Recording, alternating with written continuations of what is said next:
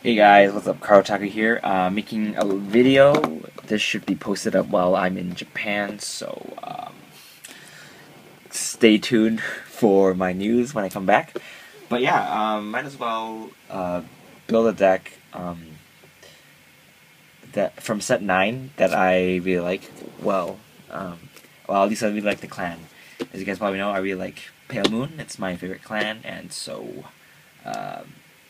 yeah, I probably build a set or a deck of them every time they have a booster, or every time they get support. So yeah, let's start off the video. Okay, so first we start with the girl who crossed the gap. She's I like her. She's very good because you soul chart a lot. Next, we run 4 Stardust Melody Tamers. I'm running her because her artwork is really nice, and her effect is decent.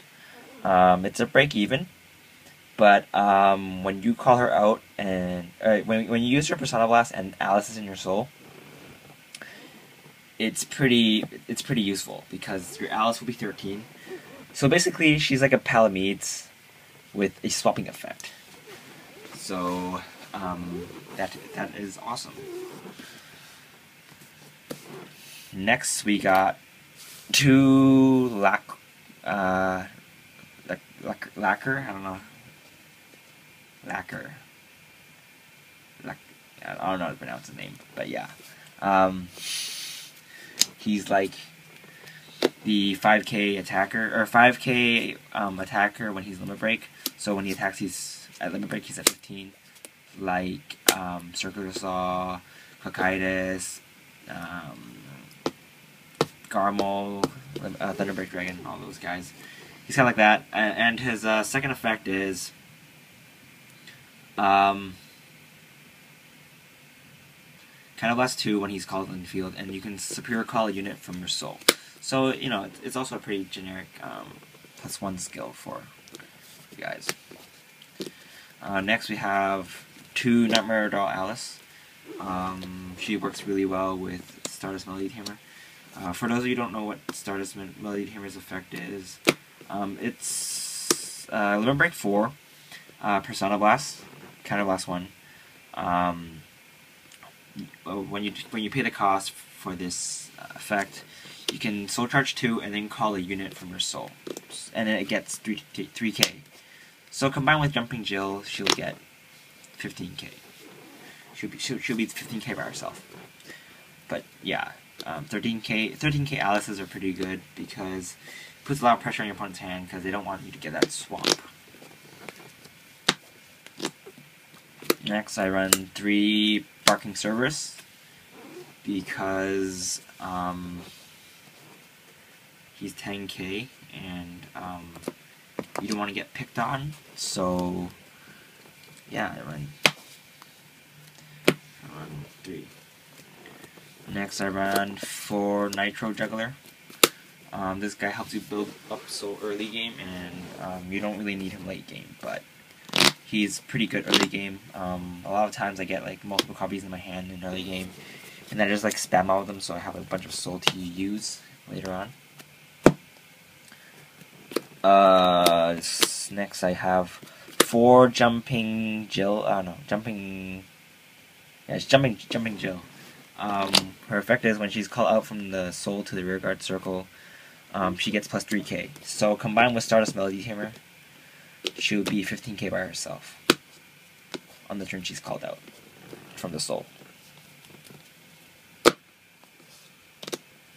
Next, for grade 1s, I run 2 of the AK booster because you kind of want these to work with the Alices. But then these also kind of work, but they're more conditional because she only gets her effect when she's called out from the rearguard circle.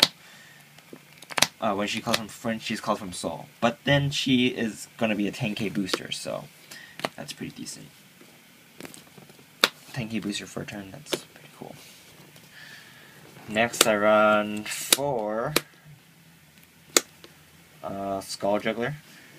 Again, this card helps you build up soul early game, so you can have more options to call it with Stardust Melody Tamer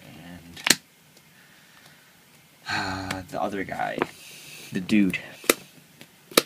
Next, I run 3 purple trapezes because you want to kick some stuff back in, like your Jills and Grails, so you can reuse your effects. Next, run 3 perfect guards. Great one space is pretty tight. There's a lot of other stuff. I wanted to run more of the Nightmare Bicorn, the AK booster, but I don't really have space for that, and I don't want to really take out the Grails. So run only 3 perfect guards.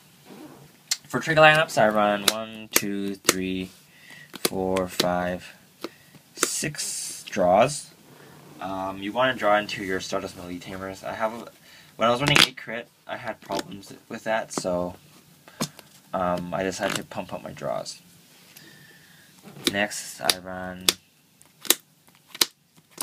6 crit. Yeah, 6 crit and 4 heals. So that's pretty much it for the deck. It's a pretty fun deck. I'd say my favorite build is still the Nightmare. No, not Nightmare at all. Still the Sarah build. But this deck is also pretty good. In my opinion, it's better than the Lequier build. It's more consistent, and you can put pressure on your opponent more often, or more frequently. So those are my thoughts on the deck.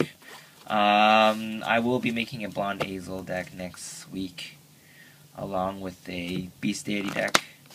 That's for Aquaforce and Narukami and OTT. Those will also be coming out sometime this month, hopefully.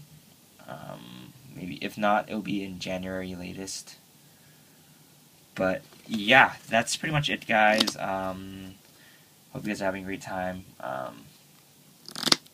Cause I don't know. There was an earthquake in Japan this afternoon, and so I was pretty worried that my plans would have been canceled. But fortunately, there weren't too many casualties. Actually, I don't think there was any reports of deaths in Japan.